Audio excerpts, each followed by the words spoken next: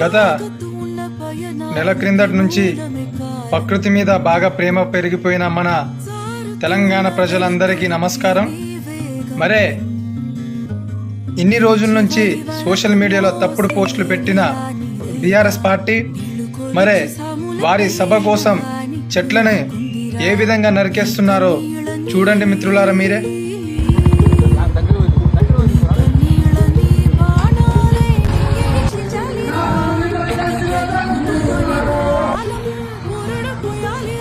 అంటే రేవంత్ రెడ్డి గారు చేస్తే తప్పు, అదే కేసీఆర్ గారి పార్టీ బీఆర్ఎస్ పార్టీ చేస్తే ఒప్పు.